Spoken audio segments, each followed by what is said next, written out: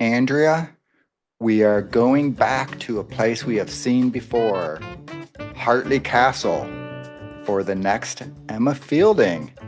Are you ready for a little trip? I know you enjoyed our last trip there for Curious Cater and Foiled Plans. Are you excited, or ready, I should say, to go talk Emma Fielding? I mean, I love castles. That is my realization. I think I know where we're headed. Well, this is Eric, This is Andrea. and this is Hallmark Mysteries and And more. more. This podcast was created by fans for fans and is not affiliated with or sponsored by Hallmark or the Hallmark channel. Okay. Now, quick question for you before we get into the actual review, and we'll Yeah. just do a little banter. When it first came on and you saw the castle, where did it like all of a sudden you have to smile because you're like, okay, maybe. Well, I had to look it up because I was like, But you is this the recognized same? it. Didn't you Well, recognize it from? I mean, yes, I wrote Okay. that down, but then I wanted to verify, just to be Okay. like, okay, I am a serious podcaster. Let me verify that it's the same castle. So I did look it up to verify it is All the right. same one in Curious Caterers Foiled Plans. 'Cause- So it looks similar. We are talking mysteries, so we can't be half-baked. We have to totally do our due diligence here. Yes. So So I was excited. speaking of some mysteries, Mm. I now have discovered that the fourth of the British ones is called The Coroner. Yes, I heard that too. I watched the first episode, and I have to say, I'm a little bit surprised because this is definitely, for me, feeling like a British drama mystery, not a cozy mystery. Oh, interesting. And a little nice thing is, I've met one of our listeners who's from Finland reached out and was talking, saying how Pika likes us even when she is agitated us because we don't like Shakespeare, or excuse me, not Shakespeare, Rosemary and Thyme, which I had to assure her it was not me. But and so we sort of just chatted about the ones coming out. And she's like, well, the British ones tend not to be as fluffy as the American ones, but I do have a counter. There's several that are. But I'm just still surprised because there was not levity in this one. It wasn't really cute. There's not a really humor, which I think even in some of the, like a Francesca Quinn, which maybe, I don't know, I would put that maybe as the darkest of the mysteries. I don't know if there's one that's worse or not worse, more dark, but it was that and then some. So I'm just shocked that this is the one that they chose to have. Well, But maybe I'll like it since I like Francesca. I don't know because how sometimes you're like, I don't want the scary. Oh, is I it? don't know. I Oh. don't know. Okay. Well, interesting. Okay, so circling back then to the Rosemary and Thyme, because you told me to like watch through episode 3. And I have now watched through season 2, episode 2 I'm on. Whoa. Mm-hmm. So I actually am really enjoying it now. There's a few episodes, like the last episode in season 1 wasn't my favorite. The first episode in season 1, and it's only 6 episodes. Right. And then I think season 2 and 3 are 8 episodes. Those weren't my favorite, but like 2 through 5 I really enjoyed in season 1. And then season 2, the first episode was actually 90 minutes. That one wasn't my favorite. Now the second episode here in season 2, it seems to went back to that like 45 minutes. And it's okay. Like it looks like it's changed a little. Like they got a little bit of a makeover, a little bit more dolled up. One thing I have Well, noticed, and I don't sorry, know they if you probably got some budget after they got picked up for a second season. They're like, okay, we'll give maybe. you some money now. I mean, it looked like they got a little haircut, the actress that plays Rosemary, and more makeup. But I did notice, and I don't know if you've noticed this, every time they show a dead person in Rosemary and Thyme, their eyes are always open. Have you No. noticed this? No. And I'm just not used to that because usually, like in My Murder She Wrote or anything kind of American wise, we usually their eyes are always shut. They're never open. But I'm noticing in Rosemary and Thyme, they're always open. I'm like, it's kind of freaky. I'm like, I wonder if there's some unwritten rule here that we have to have eyes closed. I don't know. It was an interesting observation that I had that I'm like, huh, I wonder why. Well, I would say maybe because I think Eyes Open is a little creepier than It Eyes is Closed. And so it 100%. could definitely be a Hallmark mandate, like, you gotta shut those eyes, right? Yeah. Because they But don't want to even show too much. regular shows like High Potential, that I just watched, I'm like, I don't remember their eyes open. Like often I feel like in the US here, eyes are usually shut. So I did find that to be interesting. I'm gonna have to watch one tonight now to check that out. Now, Yeah. have you gotten into Shakespeare and Hathaway yet? No, just because of how far I got into Rosemary and Okay, Thyme. I was gonna maybe try to circle back and finish the first one of that Moonstone. I'm probably three-fourths of the way through episode one. that's about where Um, how far I made it. and I intend to finish that episode, and then I'll give it another episode, just like in Rosemary and Thyme. I'm like, hey, maybe it will start to pick up for me, but who I, knows? That one maybe not. I'm pretty sure it's 4 episodes is the season, I so think it might it's be five, but yeah, five. I mean, it's Okay, not it's so not long. It's not. yeah, I think maybe, like I said, giving a little more of a try. I'm very excited to hear Shakespeare and Hathaway. I actually, right before we recorded, when you said, "Oh, you're doing your Easter stuff," and you're like, "Oh, I'm going to be a little bit late," so I'm like, "I'm going to pop on another Shakespeare and Hathaway," and it was a magic one. So I could not have been happier.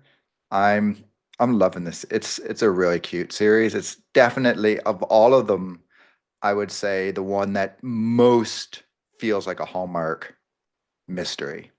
Now, is that one? How many seasons do they release on Hallmark Plus? Do you know? Oh, no, I think there's 3 seasons. I assume they just released Did all whatever of they it? had. Okay. Yeah, Oh, I don't know.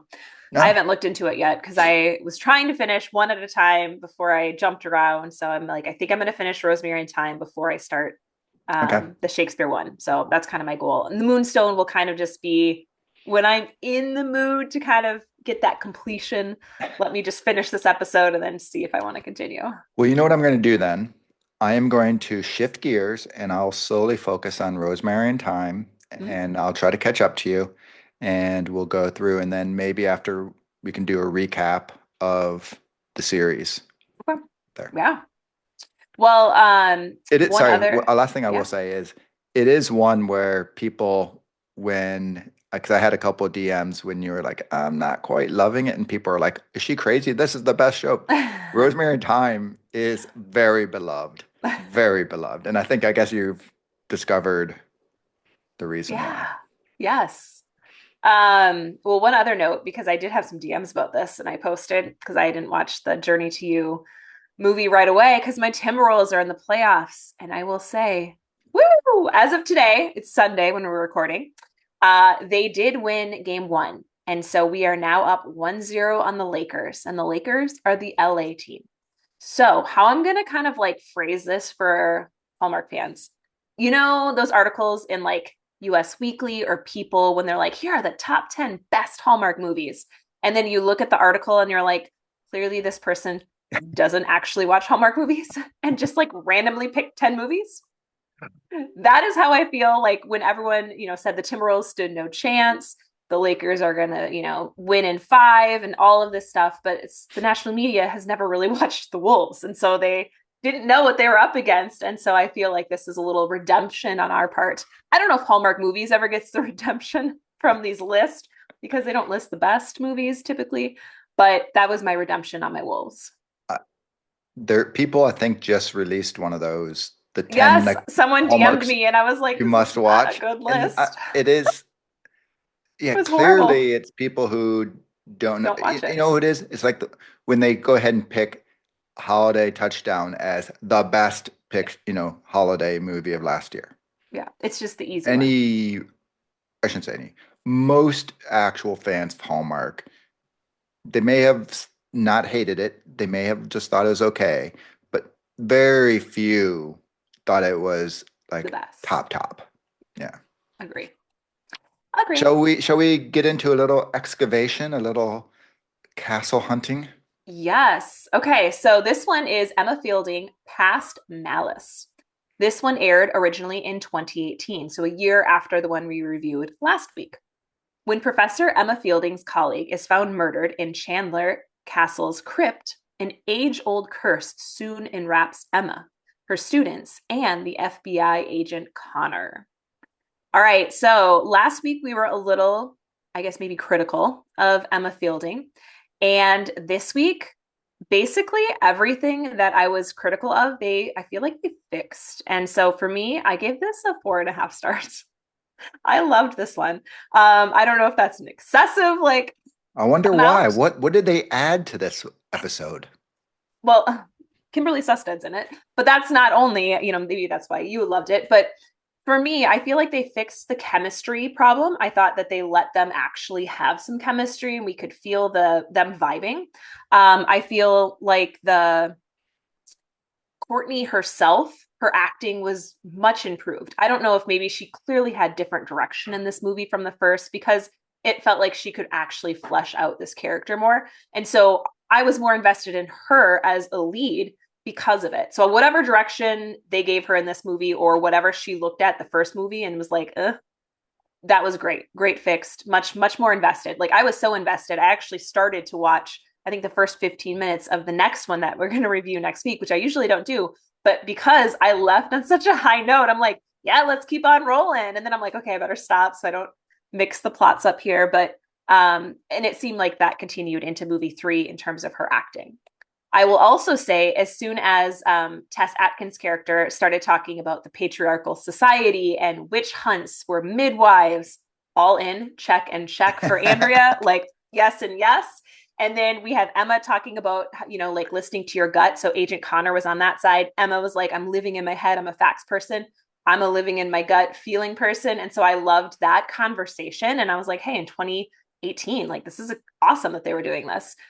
And then plus a castle. I don't know. I just feel like plop me in a castle. And I seem to just really love the Hallmark movies there. Even as I'm thinking about Rosemary in Time, I was thinking about the one they have kind of a castle setting, and I liked that as well. So it must be, for me, that makes the settings. As you know, I'm a settings girl, and Scottish castles. it really helped. Yes, give me any castle. Apparently, I am a sucker for the castle. So for me, this was a win. I really enjoyed it, much better than the first one. So I can't wait to watch movie 3 to see, do we finish on a high note or do we go back to the beginning? And then if we do finish on a high note, shoot, why didn't these continue? So those are my questions. What did you think? I also gave it a very strong 4. Okay. I agree with you. I think that a lot of the things that we were sort of like, I didn't hate the first one. I just was maybe a little more frustrated that it was almost there, but it wasn't. But we've talked about this, right? The first episodes of some series tend to be a little clunky, and then they sort of get their mojo. I'll go to Curious Cater for you. You did not like the first one, and then of course, they went to a castle. So, Castle but, gets me over. but you know, it really, I think you're right. And when you're talking about Courtney Thorne-Smith, too, while still I'm not going to get her confused with Meryl Streep, I do think what they did, though, is they allowed her character just to be a little lighter, and she wasn't rigid, and so she was joking in there. She was Yes. light. She made a lot of had a couple She felt one-liners, so human. She it felt just human. seemed to fit her better. So yeah, I think they probably looked at it and said, okay, what are we going to do? And they made some really good adjustments there. And as I said, Kimberly Sustad. So I'm not going to hate it. I thought her character was a lot of fun in it. And like you said, I thought this one, they just had a lot of really good banter between Emma and Jim, detective, or I guess FBI agent Connor. Like when they're at the stakeout and you got Emma teasing him about the donuts, and lo and behold, he had the donuts. But to your point, like just the sort of like the joke and the smirks she's making when she's like, where are the donuts? And they're there, right? And it's just that, once again, you're not going to win awards for it, but it's the fun, cozy kind of characters that we want. And she did a great job doing it. And then there was the other one where they're about to go crawling through that hole. But by the way, I am not crawling through that hole with how crazy claustrophobic I am. I would be like, damn right, you go, no problem. I'll hang out here. But when it's like they're sort of arguing, and then finally Emma's like, "What is it? Because I'm a woman?" And he's like, "There is no right answer to that question." I just Great line. Great it line was too. I just cracked up because it's funny because it's true. Yeah. That's just not a battle you ever want to go down. So, but I loved it. The one thing I will say though is the sheriff, I think, did go to the Ezra School of Acting because the Oh, I sheriff, liked him. You I didn't like him? think, I think we have a murder to investigate. Uh, I enjoyed him. I thought he was fun. okay. But Oh. on, it's a Hallmark mystery about an archaeologist. So I think we just have to accept it's a Hallmark mystery about an archaeologist and not worry about, I don't really think that's how a dig or, something rolls. You just have to forget it and say, I'm rolling with the character. I'm rolling with, this is the genre, and not going to let any of the things and overthink it bother me, because they made such likable characters, so I'm okay with it, right? If they had ones where maybe, we weren't liking Emma and it was just, some more things that just weren't working, then I would be more critical of those things. But I'm able to gloss them over because just enjoyed watching the movie. And the last thing I'll say, I thought the owl coming back at the very end was the clap back to the beginning of the movie was like a little small thing, but I found it like it showed a continuity of the entire movie of bringing it back. It's like, wait, is there a Kurt? Like, we're just left not actually knowing, which I thought was a fun way to end the movie. Well, that one took me the second viewing to catch that. Just because I think I watched the first time I watched it, I broke it up into a couple different settings or sittings. And so I had forgotten about the owl. And then I was like, at the end, when I watched it, I was like, what is the owl about?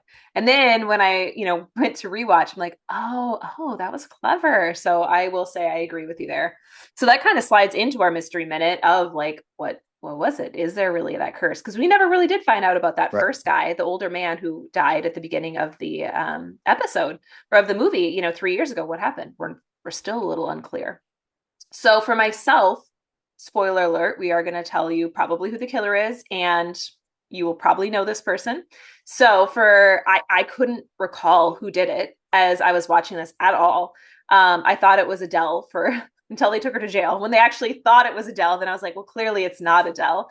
And then, when it was Kimberly Sustad, I was like, what? I did not see that coming. Could not remember her in that role. Of course, thinking about it and thinking about who they usually would pick, maybe if it was someone else acting and not Kimberly, but this is pre-Kimberly being a leading lady for Hallmark, I would have maybe picked her because she's in it just enough where you're like, yep, that could be the person, because they're not giving us a ton, but they're giving us a little bit. But because it was Kimberly Sustad, I was like, oh, they're not going to pick her as a killer.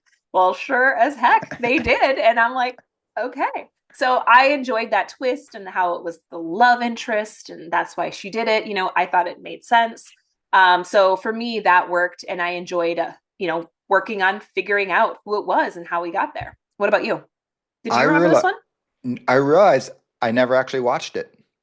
Really? You've never seen it? Okay. No, I think I went by the assumption that I have seen it, and I know I like the first one I wasn't in love with, so I think I just was like, well, I don't like the series, so I didn't see it. Oh. So when I was watching it, I was like, wait a minute, this is all fresh. This is all, new to me.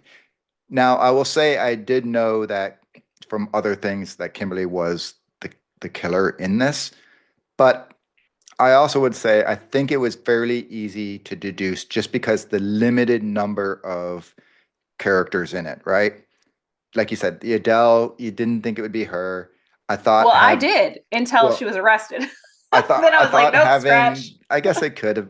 And then the who, The love interest, the guy, like yeah, the why son, the guy from Mystery 101, Bo or Bra. Preston Vanderslice. Yeah, but I forget Oh, was no, not him. Preston Vanderslice is the one that Kimberly Sustad's character's in love with. right. Also, you're left with him. You're left with But the I was guy from thinking he was Mystery too 101. obvious that it wasn't going to actually be him. So I thought it was kind of through deduction. I thought you could get to it. Maybe not. Like I I said, you did didn't. not. Thanks, Eric. But it was like you said, I still had a blast watching it because I thought they just did a really good job of playing it out. And we've said it's not a deal breaker if you solve it, if they make it interesting going through the case and everything like that. And so I was engaged the entire time.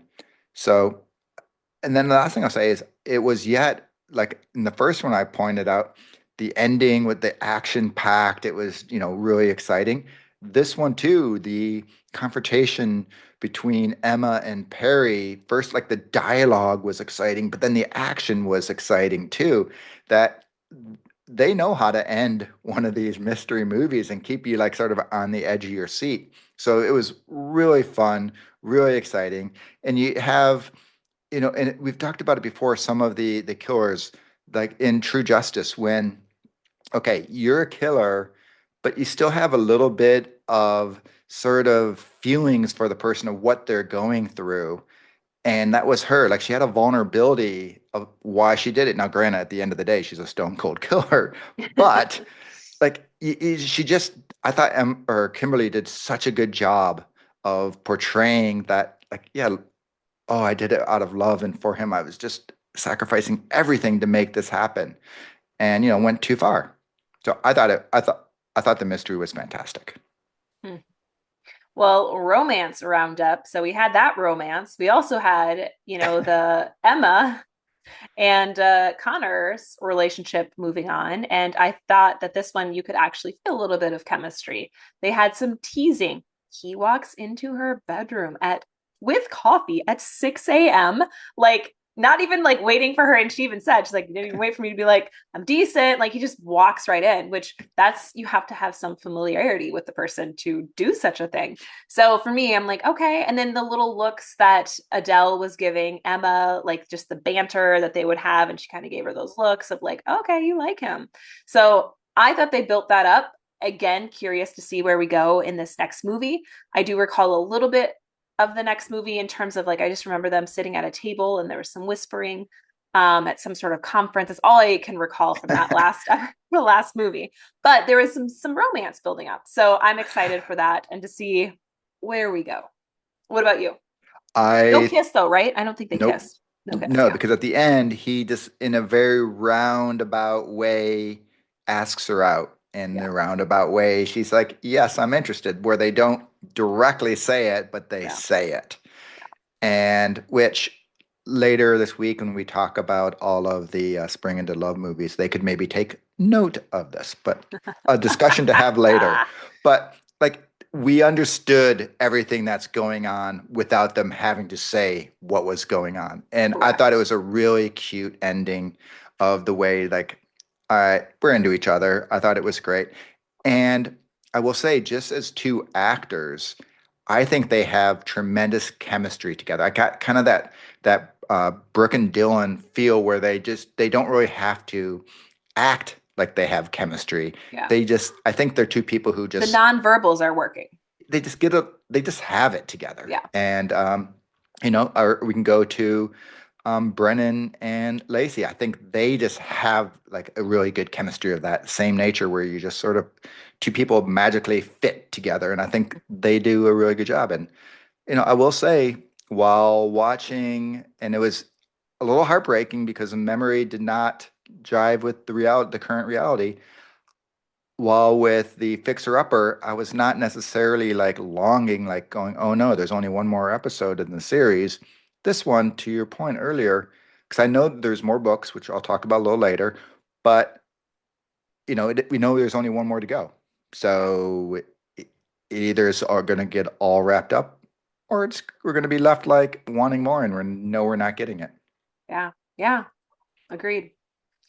Well, character corner this time, there was a ton of different ones you could have picked. I actually I thought so. I went with Preston Vanderslice, who was played by Bray Chandler. So he has been in Mystery 101, Aurora's. No, you're doing it backwards. Garage Sale. He's been in Mingle All the Way, Small Town Christmas, Christmas I'm on My Mind, Field Day. I literally probably could list another 10 movies. So if you saw him, you'd be like, oh my gosh, yeah, I know who he is. I think for me, I love him. I think he's a great supporting actor for Hallmark. I always see him when he's in the movies as that side character. I think he deserves a leading role or at least a chance at it because I think he's great in them. Like he's memorable because sometimes you don't remember some of the side actors.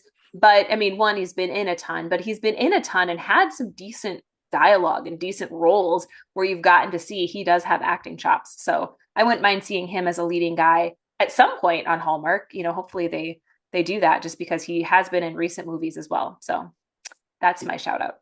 He also had that great, I thought, scene where when they sort of confront him and he's like, listen, I'm not smart enough, right? Yes, yeah.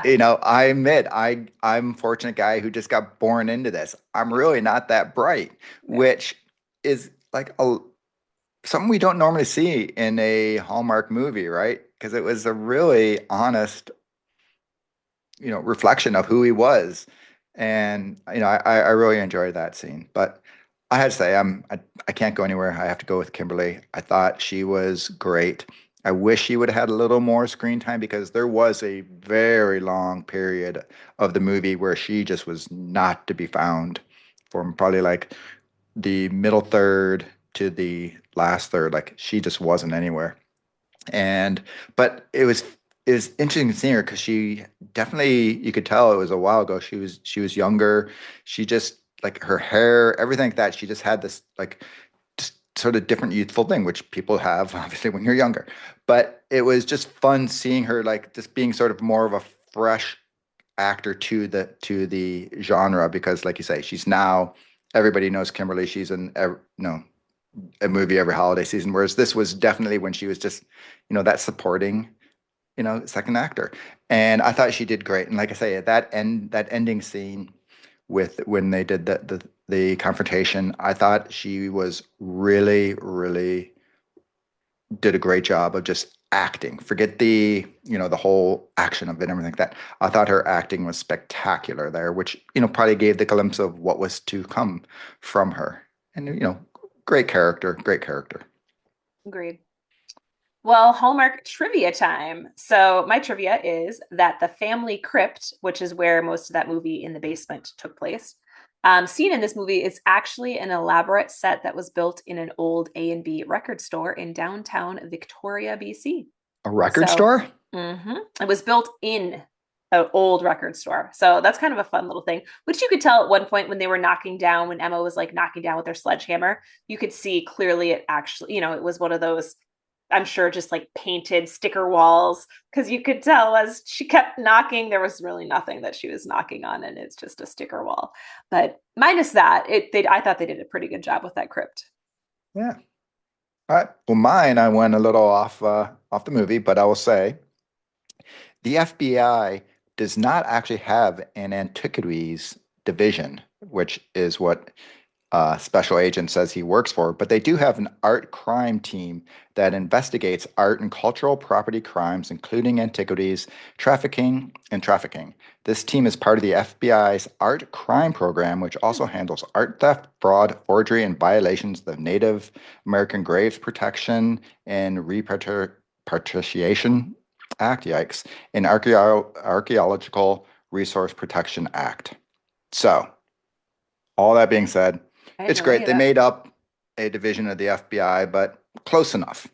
Close enough. Yeah. Maybe in 2018 they had one. That could very well be.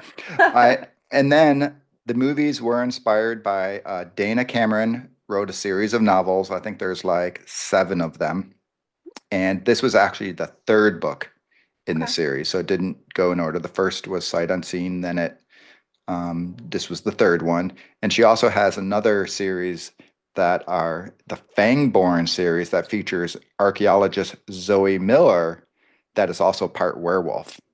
So interesting. She seems to like the archaeologist, but if you'd like that, supernatural or whatever, paranormal, whatever, I don't know what a werewolf falls within, she's got another series of books that people may enjoy.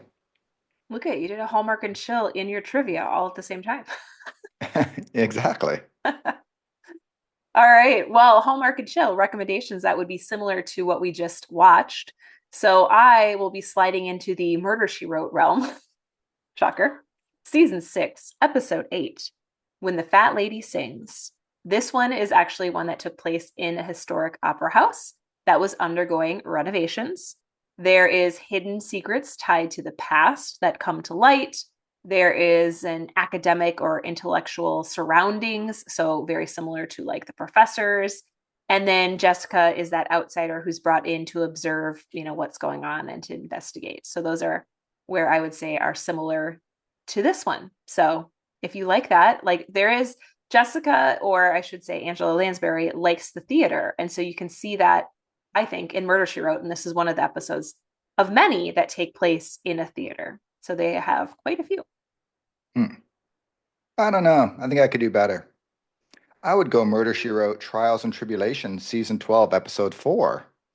When Jessica heads to a town preparing a reenactment of a Salem-style witch trial, but murder strikes before the show begins. Pretty sure I already did that one, but yes. I've never actually seen it either. I was going to say, I don't think I would recommend that, but in terms of similarities, I would say no. Mine is probably a better similarity. You haven't even seen it. It has a witch trial, and they talked about witch trials in this, so I think I win. Okay, very loosely. I'm actually going to go completely off the whole movie thing and go for podcasts. So at the very beginning, remember when they're like, Perry goes and gets him and says, hey, we have another painting that's missing. And they're like, oh no, we have paintings that are missing. Coincidentally, my daughter just went this weekend. She lives in Boston and went to the Gardner Museum in Boston, which famously had this big art heist where thieves came in and stole a bunch of paintings, which they never solved the case. And so there's a bunch, and it's like one of these most famous unsolved cases. So there's podcasts out there. So if you just search Gardner Museum, you'll find all sorts of podcasts that are all about this. There's also some of like the TV episodes, the unsolved mystery things that are all about this, but it's like a fascinating thing. So if you actually go to the museum where these paintings were, they've left the little plaque there with the empty space of where the painting was. So it's kind of a cool little, now granted, it turned out that he was actually just doing insurance fraud. Maybe Gardner Museum really is doing that, and that's solving the case. But at the beginning, I found it really interesting because when I was watching it, my daughter was just like, hey, I'm going to do something that just looked very similar to that. That's interesting. I love it. See, you never know what you're going to bring. I got you listening to some other podcasts other than ours. Yikes. If you listen to podcasts, you listen to a lot. Yes. I mean, I have like a good 10 to 12 that I listen to on the regular. So I listen to when I walk the dogs. See? All right. Well, later this week, we are going to be doing our rankings of the Spring into Love movies, those 5 movies that aired in, I think, March/April. And then next week, we will finish up the Emma Fielding series. And that last episode or movie is called More Bitter Than Death. So if you haven't watched that one, that will be the movie we review next week. But otherwise, stay tuned for Thursday for our more up-to-date Spring into Love rankings. So we'll see how Eric liked Hearts Around the Table. Oh, yes. Well, on that note, have a good day, Andrea. Bye.